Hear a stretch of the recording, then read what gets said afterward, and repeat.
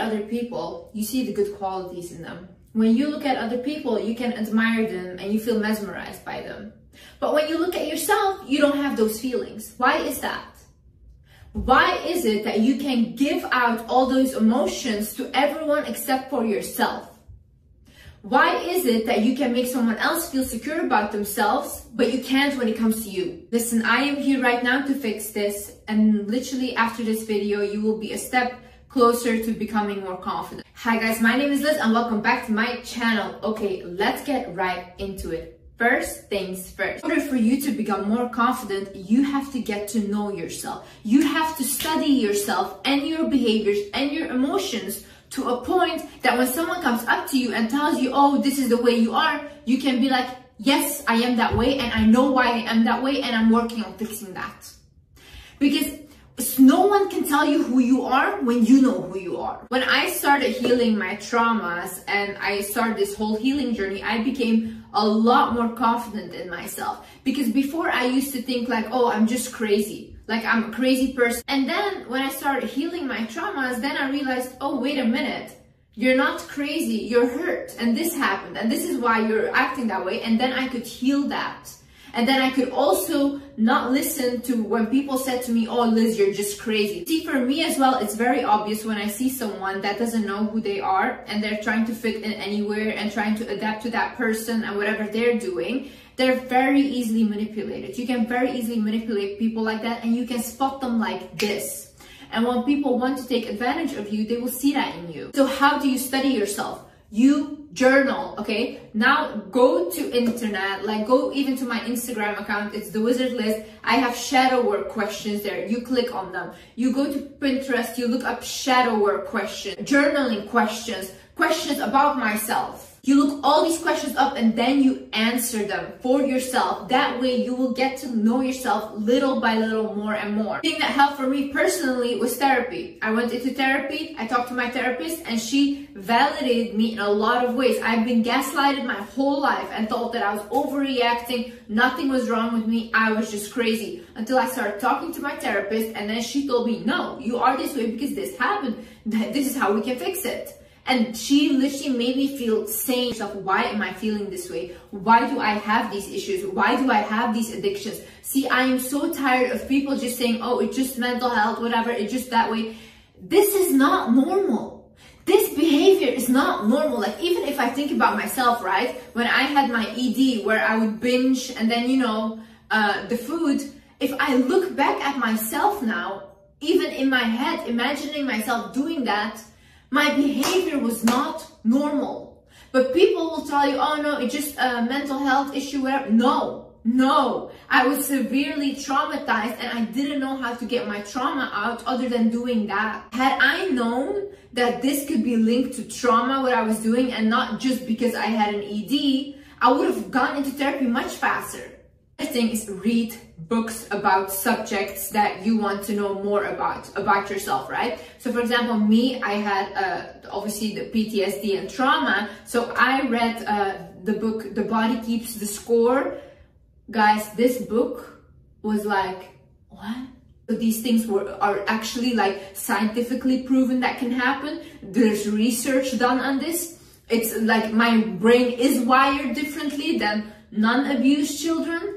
I was like, wait a minute, like literally a whole door opened for me. So educate yourself on yourself. You're the best subject you will ever study. You're the best investment you will ever make. See, people cannot take away your knowledge. They can take away anything from you. They can make you feel this small. They can make you feel stupid. But what they cannot take away from you is what you know and your intelligence. So work on that. Dedicated to something. See, confident people always have something that they're dedicated to, whether it's a goal, whether it's a hobby, whatever it is, you know. If you don't have any dedication or any stability in life, all your other things in life will also not be stable, or you will also not be dedicated to other things in your life. Like for example, you don't have a dedication in your regular routine, you'll probably also not have the dedication in your relationships and friendships because you don't even care about your own life. Why would you care to create a life with someone else? Obviously, people like that will not be confident because what is there to be confident about?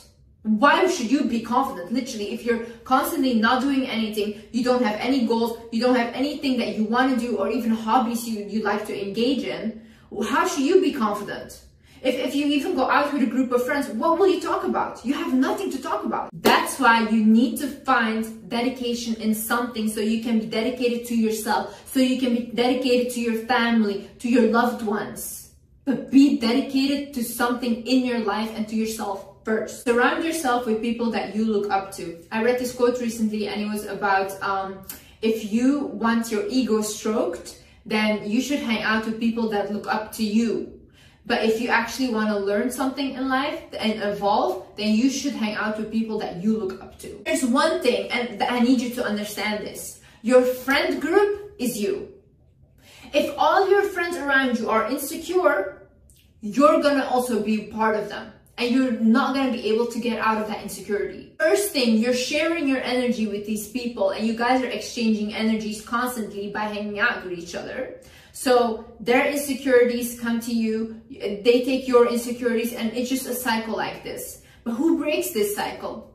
You know who breaks the cycle? The person that actually starts to have friends that are confident. And it may not feel good to you, because you may be like, oh my God, no, I feel so insecure around confident people. But that is actually when you have to get uncomfortable, because you have to look up to them and look at them and think, what can I learn from this person? Why does this person love themselves so much? It's not about looks. I'm gonna tell you, because I have seen people drop that gorgeous, most insecure. Actually, in fact, I will say this, the most beautiful people I know are the most insecure. Most insecure. And then I have people that are not that socially beautiful, but them, the way they walk, talk, and act, hottest people on earth. I find them more attractive than my physically beautiful friends. Because you know why as well? Their aura rubs off on you. Their confidence rubs off on you. So when they walk in somewhere and they feel good about something, you automatically start to feel good about yourself too. So hang out with people that you can learn from. I'm not saying ditch all of your insecure friends, but start having other friends that you can look up to, that you see like, oh, you know what? Yeah, I want to learn from them. I want to see why they feel that way and how I can feel that way. Another thing is start thinking more with your heart instead of your ego. This way, you will stop taking things so personal. For example, when I get a hate comment or negative comments, I say, oh, okay, nice. They're speaking from their perspective. It's okay. These people can have their opinion. Meanwhile, before maybe I would get offended, but now I think like, yeah, but they're seeing it from their perspective. How can I be offended at that? When you start thinking more with your heart and you start to see people as damaged souls, as damaged adults that need to heal their inner child, then you actually start to be very compassionate and you become like a lot less like taking things personally. You don't really do that anymore. See, everything in life that happens is your perception of it. You're watching this video right now with your perception of me. I can say the same sentence now, it will be perceived differently by 10 people that watch this. Because they are listening with their perspective, what their parents taught them, what their culture taught them. That's how they are listening. And my responsibility is to know that it's not my job to fix them. It's not my job to heal them. It's just my job to share my truth. And whoever is willing to listen will. And whoever is willing to doubt me, they will. What does it matter at the end of the day? Another thing is stop trying to be someone else. The issue is when you try to be someone else, you will always be the lesser version of them. They are already someone. And you're trying to be them. But why are you not unique? Why do you think that you're not special? Why do you think that you have to be like them? I mean, you can get inspiration from people, but to blatantly copy them and like want to completely look like them, try to behave like them, talk like them, walk like them. This goes back to the first thing where I said you have to know who you are, because otherwise you will behave like this. You will try to be someone else. When you try to be someone else, maybe you will succeed at really trying your best to look like them. But at the end of the day, it will make you more insecure, because at the end of the day, what you're telling yourself is you are not good enough. And that's why we have to try to be like them, because they are good enough and you're not. So it's really sad if you're doing that to yourself. Kill the part in you that feels embarrassed. Don't feel embarrassed. Kill the part in you that feels embarrassed. Why are you embarrassed? Of what? Of who? To do what? I literally stopped that whole thing of like feeling embarrassed or whatever, or like even like, oh, I know I can't post that because that's embarrassing. Embarrassing to who? Who am I embarrassed of? People? No. Why should I be embarrassed of you guys? At the end of the day, I am much more stronger than anyone else because I can stand in front of the camera in front of millions of people and talk about my vulnerabilities. Now, I want the people that are judging me to do the same. Talk about your abuse. Talk about your traumas. Go stand in front of millions of people and let's see how people react and how you will deal with the judgment. You have to be incredibly strong to stand in my position. I refuse to feel embarrassed. I will not be embarrassed. Not of people, not of anyone. I'm not embarrassed. I'm happy to be who I am. And I think that everything I'm doing is a great thing. Another thing is speak up for yourself. This is something that I have learned to do more and more. And I think I'm quite good at it. When I don't like something, or I didn't like the food, or I just didn't like something, and people ask me, did you like it? I will say no, I did not like it. I'm not rude about it, I'm just being honest. I did not like it. And then they say, oh, okay, is there something else we can do next time? I have a bad service for my nails or hair or whatever, and they ask, did you like it? I said, no, I didn't like it.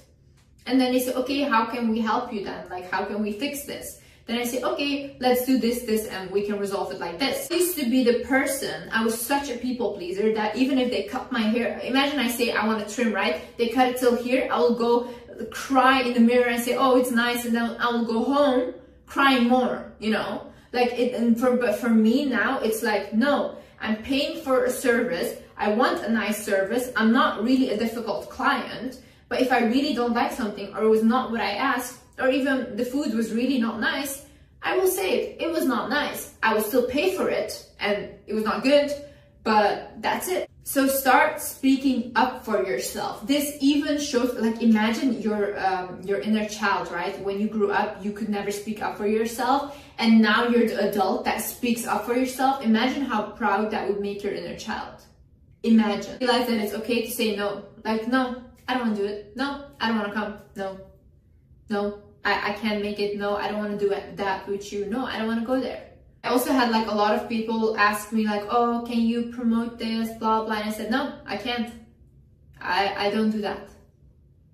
You will realize people really don't get offended by you saying no. They just move on with their life and they forget about it. So don't think it's a big deal. It's okay to say no to whatever you feel like you don't want to do.